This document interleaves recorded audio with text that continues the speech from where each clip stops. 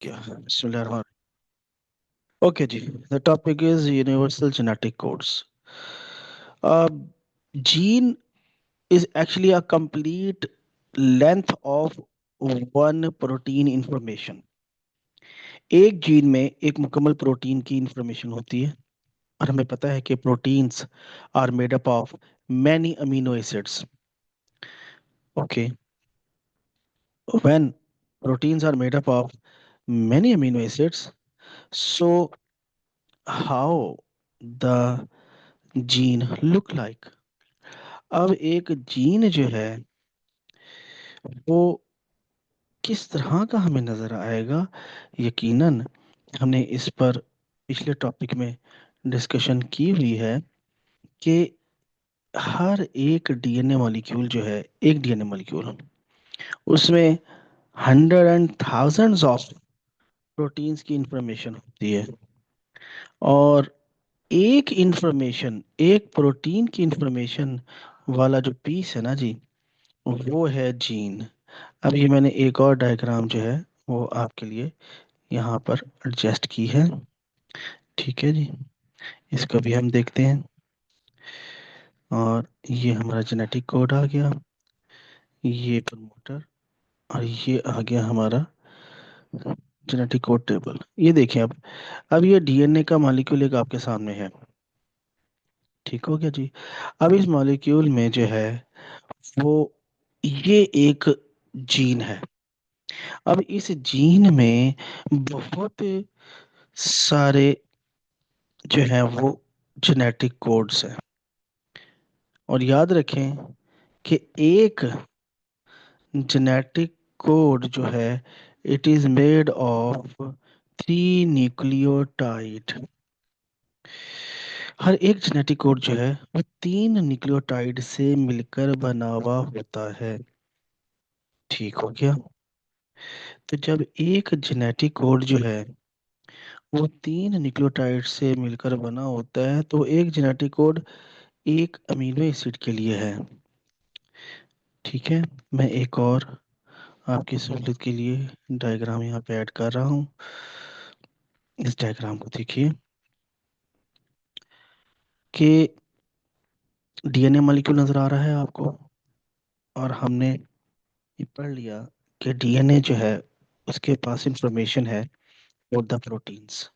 और एक जीन की इंफॉर्मेशन है एक पॉलीपेप्टाइड चेन के लिए. अब ये अगर एक जीन है तो एक जीन में जेनेटिक कोड्स हैं. एक जेनेटिक कोड बना हुआ है तीन न्यूक्लियोटाइड से मिलकर. वो AUG भी हो सकता है. ठीक है, वो GGG भी हो सकता है. और वो जेनेटिक कोड जो हैं वो कितनी तरह के हो सकते हैं, वो कॉम्बिनेशन हमने एक्सपेक्टेड यहाँ बनाए हुए हैं. और ये डायग्राम आपके सामने है. इसको अगर गौर से देखें तो आपको आइडिया होगा कि वो जेनेटिक कोड्स जो हैं यहाँ पर आपके सामने, जैसे कि अमीनो एसिड जो है, प्रोलीन है, सीरीन है, ल्यूसीन है, उसके जेनेटिक कोड जैसे आपके सामने CUU, CUC, CUA, CUG. याद करने की जरूरत नहीं है. आपको सिर्फ ये समझना है कि 20 या 21 अमीनो एसिड्स हैं, मगर उनके लिए जो जेनेटिक कोड्स हैं ना वो है 64. इसका मतलब हुआ कि एक अमीनो एसिड के लिए एक से ज्यादा जेनेटिक कोड्स हैं. हमें यहाँ नजर आ रहा है ये अमीनो एसिड्स हैं. और इन अमीनो एसिड्स के लिए एक से ज्यादा जेनेटिक कोड्स मौजूद हैं.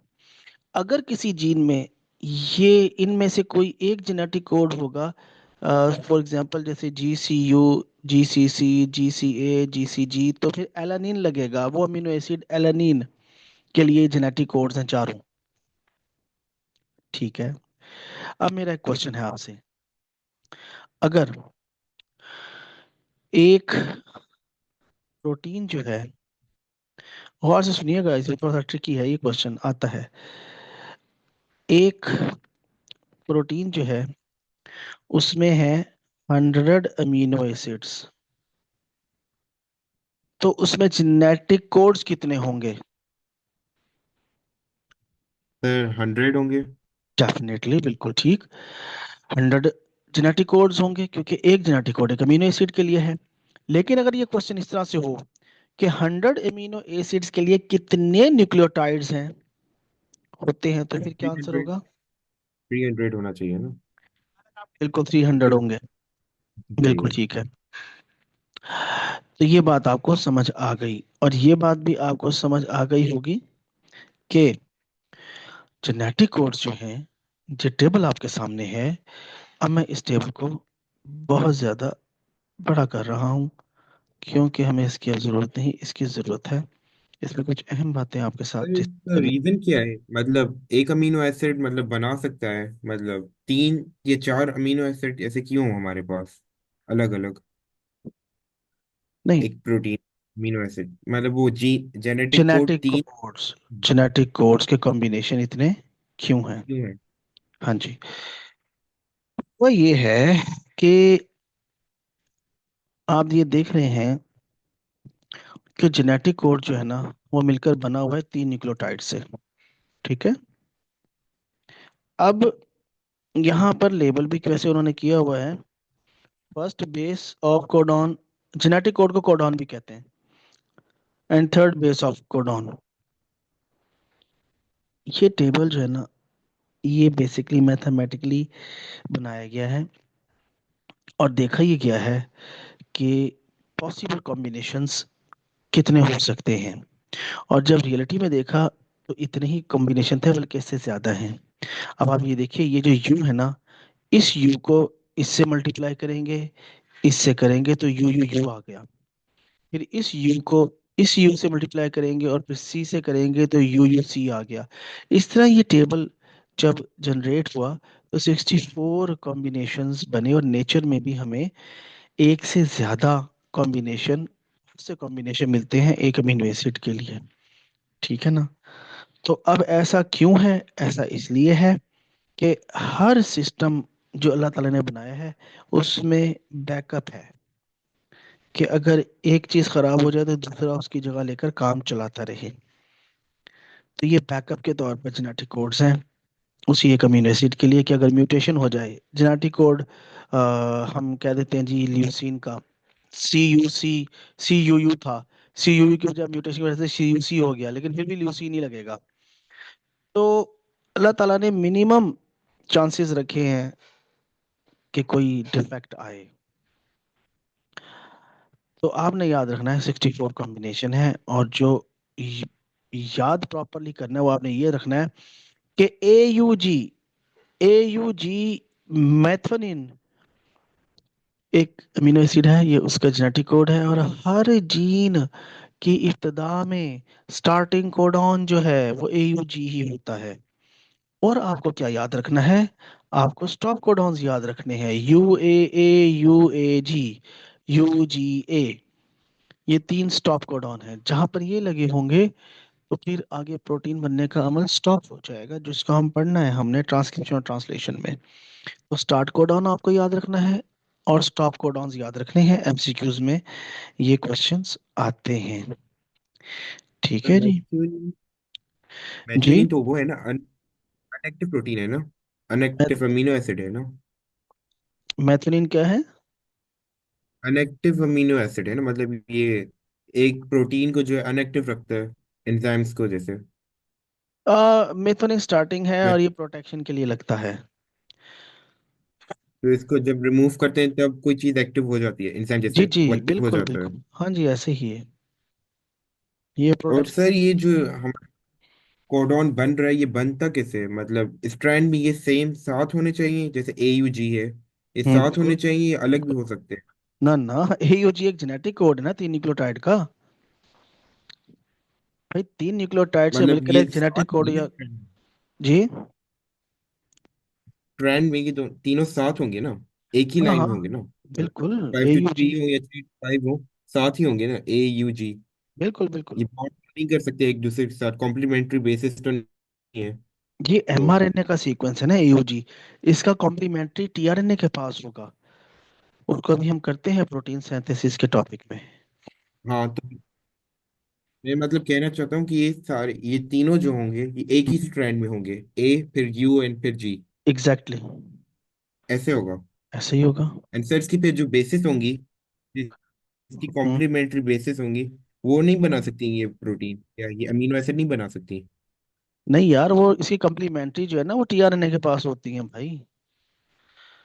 वो टीआरएनए के पास होती हैं। अच्छा, ये वाला हाँ, नहीं। ये बताता हूँ मैं आपको। और ये mRNA सर? ये तो एमआरएनए में होते हैं जेनेटिक कोड्स। एंटीकोडॉन टीआरएनए के पास होते हैं। क्लियर है, आगे चलें। Yes sir. ठीक हो गया। चलो जी, अब हम ये जो है ना ऐड करते हैं नया।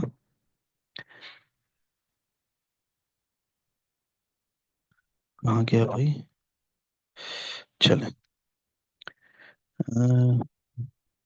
On new page. ठीक हो गया। एक तो मैं ये लगाता हूँ इमेज।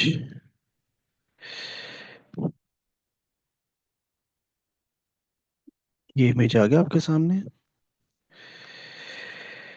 Yes sir. अच्छा भाई, तो जो टॉपिक है हमारा प्रोटीन सिंथेसिस। प्रोटीन सिंथेसिस जो है, it's actually a mechanism in which primary structure of protein, which is controlled by the gene, is formed.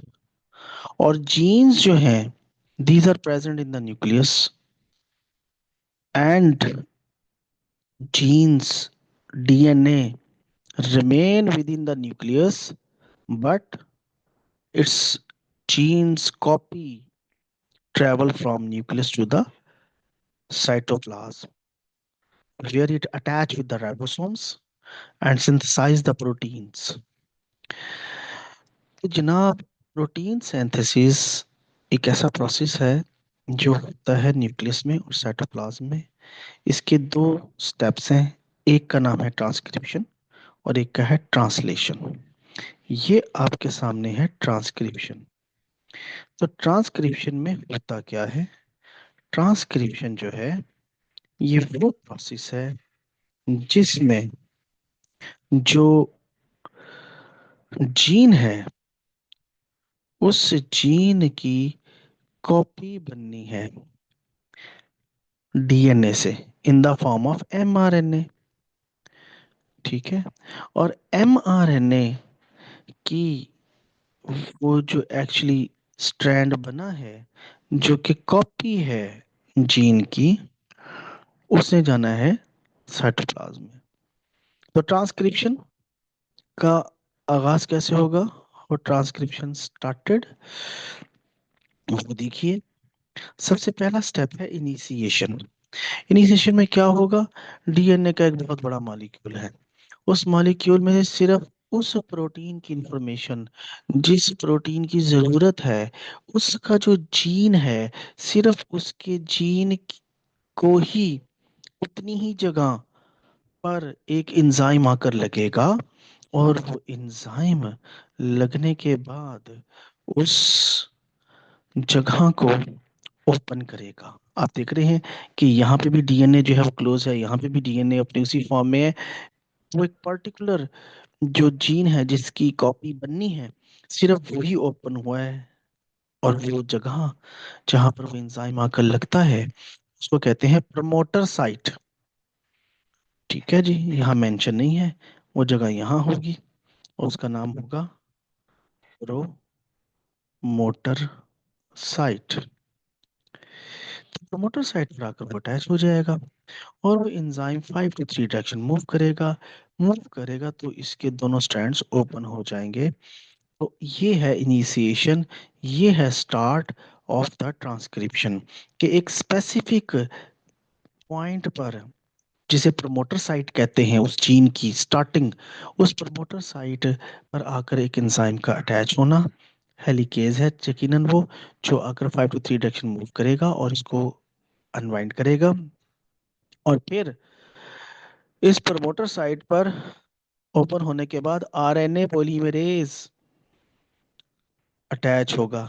तो क्या ये आरएनए पॉलीमरेज ऐसे ही अटैच हो जाएगा? नहीं, ये आरएनए पॉलीमरेज भी उसी तरह अटैच होगा जैसे वहां डीएनए पॉलीमरेज अटैच होता था। और वो डीएनए पॉलीमरेज जो है वो प्राइमर स्ट्रैंड के बनने के बाद अटैच होता था।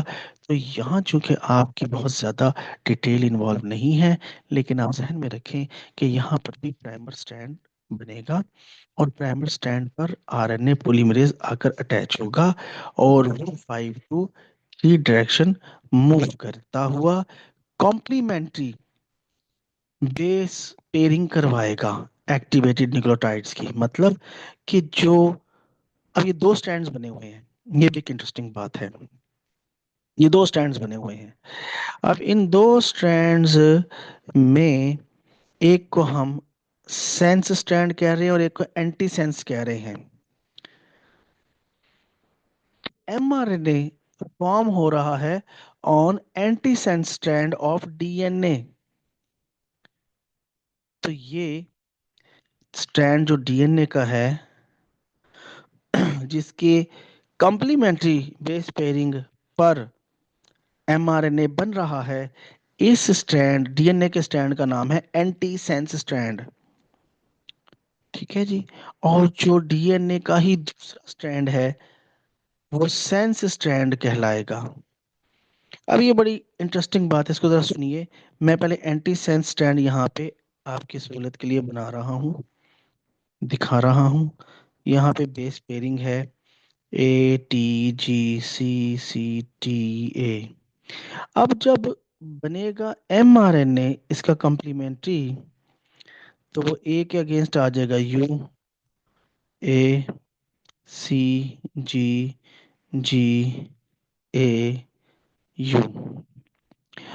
अगर देखा जाए तो ये जो mRNA बन रहा है ये बेसिकली ऊपर वाले स्ट्रैंड की कॉपी बन रही है, क्योंकि ये नीचे वाला स्ट्रैंड जो था उसका कम्प्लीमेंट्री तो ये ऊपर था। जो डीएनए का ऊपर स्टैंड होगा, ए के अगेंस्ट वहां टी होगा, टी के अगेंस्ट ए होगा, जी के अगेंस्ट सी होगा, सी के अगेंस्ट टी, जी, और टी के अगेंस्ट ए और ए के अगेंस्ट टी था। बात समझ रहे हैं? तो बेसिकली ये एमआरएनए जो है ये कॉपी बन रहा है ऊपर वाले स्ट्रैंड की, और नीचे वाला डीएनए का स्ट्रैंड एंटी सेंस स्ट्रैंड कहला रहा है, और सेंस स्ट्रैंड की कॉपी बन रही है in the form of mRNA. ठीक हो गया। अब जब RNA polymerase anti sense strand की मुकम्मल कॉपी करवा लेगा, एंड में पहुंचेगा, तो एंड में मौजूद है स्टॉप कोडॉन। स्टॉप कोडॉन जो है वो होता है रिलीजिंग फैक्टर के लिए। अब ये रिलीजिंग फैक्टर क्या है? रिलीजिंग फैक्टर एक और एंजाइम है। वो एंजाइम जो है स्टॉप कोडॉन वाली जगह पर आता है और आकर अटैच हो जाता है, और उसकी वजह से आरएनए पॉलीमरेज रिलीज हो जाता है। और जब वो रिलीज हो जाता है तब टोपो आइसोमेरेज, ये आपके सिलेबस में नहीं है वैसे नाम बता रहा हूँ, टोपो आइसोमेरेज एंजाइम आता है और दोबारा से इस डबल स्ट्रैंडेड ओपन हुए हुए डीएनए मॉलिक्यूल को दोबारा हेलिक्स फॉर्म में ले आता है और ये बंद हो जाता है। ठीक हो गया। तो ट्रांसक्रिप्शन जो है उसको अगर ब्रीफली हम ये कहें कि ट्रांसक्रिप्शन वो प्रोसेस है जिसमें जीन जो है उसकी ट्रांसक्रिप्शन होती है, उसकी फोटोकॉपी बनती है complementary single stranded form of mRNA में। तो ये बात ठीक है। और इसमें हम ये कह सकते हैं कि free activated RNA nucleotides pair up होते हैं with complementary bases on one strand, which is definitely is known to be a antisense strand। और जो RNA polymerase है it attach on a promoter site and move 5 to 3 direction, and because of RNA polymerase mRNA molecule is formed, and when the gene has been transcribed, or when definitely the stop codon arrive because of the enzyme which is known as releasing factor, RNA polymerase will release. And again, The two strands of DNA form hydrogen bond again, and mRNA molecule now leave the nucleus via the nuclear pores. अब mRNA जो है वो nuclear pores में से निकल कर चला गया है इनटू साइटोप्लाज्म अगेन। तो अभी तक तो ये जो कुछ हुआ है mRNA बना, इसका नाम है ट्रांसक्रिप्शन। लेकिन अभी यहाँ बात खत्म नहीं हुई। क्यों? क्योंकि ये जो ट्रांसक्रिप्शन के नतीजे में बना है mRNA, ये mRNA एक जीन की कॉपी तो है, और उस जीन में बहुत से जेनेटिक कोड्स हैं, मगर वो जेनेटिक कोड्स जो हैं वो दो तरह के हैं। अब वो दो तरह के जेनेटिक कोड्स कौन से हैं जनाब? वो दो तरह के जेनेटिक कोड्स जो हैं, मैं डायग्राम अभी आपके सामने शेयर करता हूँ। वो सर दो वो तरह। नेक्स्ट पेज में शेयर करें जी जी। डायग्राम। नेक्स्ट पेज में शेयर करें वो डायग्राम। जी जी, मैं नेक्स्ट पेज पे आ जाता हूँ जी, चले। तो वो जो क्या कहते हैं, हाँ जीन है, जो जीन की कॉपी बनी है, वो जीन की कॉपी जो है ना जनाब, वो इस तरह की बनी है कि उसमें दो तरह के जीन्स हैं। ये देखिए अभी एक डायग्राम आपके सामने आ रही है, मेरे ख्याल है कि आ गई है। मेरे पास नहीं आ रही। मैं ऐसा करूं देखें, कि मैं एक दफा नहीं आ गई शायद। आ एक दो जाएगी आ मिनट। जाएगी आ जाएगी आ जाएगी। आ गई। सर मैं सर वो मेरा शायद ग्लिच कर रहा है। मैं एक दफा फिर से लीव करके ज्वाइन कर लूं। हाँ कर लें, सर मैं तो ऑनलाइन हूँ, आप आ जाएं। मुझे 1 मिनट लगेगा बस। ओके। अच्छा, ये है post transcriptional modifications. Post transcriptional modifications क्या हैं? कि ट्रांसक्रिप्शन के नतीजे में डीएनए डीएनए की जो एक जीन की कॉपी बनी है in the form of mRNA, वो बहुत से ऐसे जीन्स के साथ है जो कि नॉन कोडिंग है। उन नॉन कोडिंग को हम कहते हैं इंट्रॉन्स, और कुछ है कोडिंग जीन्स जिन्हें कहते हैं एक्सॉन्स। अब मसला ये है कि अगर ये एमआरएनए इसी तरह चला गया साइटोप्लाज्म में ट्रांसलेशन के लिए, तो वहाँ मसला होगा क्या? वहाँ मसला ये होगा कि जितने भी इंट्रॉन रीजन्स है ना, ये तो जनाब स्टॉप करवा देंगे ट्रांसलेशन को। और जब ट्रांसलेशन स्टॉप हो जाएगी तो प्रोटीन पॉलीपेप्टाइड चेन बनेगी नहीं। तो ज़रूरी है कि नॉन कोडिंग सीक्वेंसेस जो हैं, इंट्रॉन्स, उनको रिमूव किया जाए, और एक्सॉन्स जो हैं उनको आपस में जोड़ा जाए। इसके लिए एंजाइम हैं स्प्लाइसोसोम्स के पास। स्प्लाइसोसोम्स यहाँ पर आकर लगेंगे, फ्यूज होंगे, और जो इंट्रॉन रीजन्स हैं, इन तमाम इंट्रॉन रीजन्स की स्प्लाइसिंग करेंगे, रिमूव करेंगे, और एक्सॉन्स रीजन्स को आपस में जोड़ देंगे। और अब एमआरएनए की लेंथ हो जाएगी छोटी। ना सिर्फ लेंथ छोटी हो जाएगी, बल्कि एक मसला और भी होगा कि अब ये जो एमआरएनए बन गया है सिर्फ एक्सॉन रीजन्स के साथ, ये एक पोटेंशियल जीन है जिसमें इंफॉर्मेशन है कंटिन्यूस उस पॉलीपेप्टाइड प्रोटीन की। मगर साइटोप्लाज्म में बहुत से एंजाइम हैं जिनका नाम है nuclease enzymes, phosphatase enzymes. Nuclease और फॉस्फेटेज एंजाइम्स जो हैं वो क्या करेंगे? आपको पता है कि ये तो न्यूक्लियोटाइड्स हैं, और हर न्यूक्लियोटाइड में फॉस्फेट मौजूद है। तो फॉस्फेटेज एंजाइम्स फॉस्फेट को ब्रेक करेंगे, न्यूक्लियोटाइड्स टूटेंगे, फास्फोडाइस्टर बॉन्ड टूटेंगे, तो ये चेन तो टूट जाएगी एमआरएनए की। तो इसलिए पोस्ट ट्रांसक्रिप्शनल मॉडिफिकेशन के आखिरी स्टेप में स्टार्टिंग पर और एंड पर कुछ चीजें ऐड होती हैं। यहाँ पर अमाइनो असाइल टेल और यहाँ पर जीटीपी।